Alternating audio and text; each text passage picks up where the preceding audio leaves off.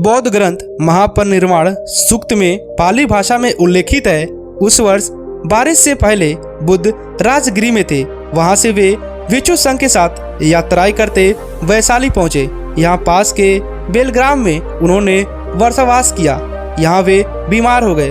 स्वस्थ होने पर वे फिर अम्बाग्राम, भंडग्राम, जम्बूग्राम, भोजनगर आदि की यात्रा करते पावानगर ग्राम में पहुंचे। ये यहाँ चंद कुमार पुत्र नाम के एक लुहार के आमों के वन में ठहरे।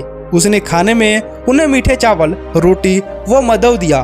बुद्ध ने मीठे चावल व रोटी तो औरों को दिलवा दिया, पर मधु इसलिए किसी को नहीं दिया क्योंकि उन्होंने समझ लिया था कि इसे अन्य कोई पचा नहीं सकेगा। स्वयं उन्होंने जरा सा खाया, शेष जमीन में गड़वा दिया। इसको खाते ही बुद्ध बीमार हो गए और उनकी मृत्यु हो गई। न्यू इंसापोडिया ब्रिटेनिका मार्कोपीडिया भाग में उल्लेखित है कि संभव है कि एक ग्रामीण व्यक्ति के घर कुछ खाने के कारण उनके पेट में दर्द शुरू हो गया। बुद्ध अपने शिष्यों के साथ कुशीमारा चल दिए। रास्ते में उन्होंने अन्य शिष्य आनंद से कहा, आनंद, इस संधारी के 4 तह करके बिठाओ, मैं थक गया हूँ, लेटूंगा। आनंद, मेरे लिए कुकुत्था नदी से पानी लेकर आओ। बुद्ध ने फिर उस कुकुत्था नदी में खूब स्नान किया। उसके बाद वही रेत पर चीर बिछाकर लेट गए। कुछ देर बाद चलने के बाद वे चलते लगे और रास्ते में उन्होंने हिरणावती नदी पार किया। अंत में कुशीमारा पहुंचे। यह उनका कहना था कि मेरा जन्म 2 सालों वृक्ष के मध्य हुआ था, अतः अंत भी 2 साल वृक्षों के बीच ही होगा। अब मेरा अंतिम समय आ गया है। आनंद को बहुत दुख हुआ, वे रोने लगे। बुद्ध को पता चला तो उन्होंने उन्हें बुलाया और कहा, मैंने तुमसे पहले ही कहा था कि जो चीज उत्पन्न हुई है वह मरती है। निर्वाण अनिवार्य और स्वाभाविक है, अतः रोते क्यों हो? बुद्ध ने आनंद से कहा कि मेरे मरने के बाद मुझे गुरु मानकर मत चलना।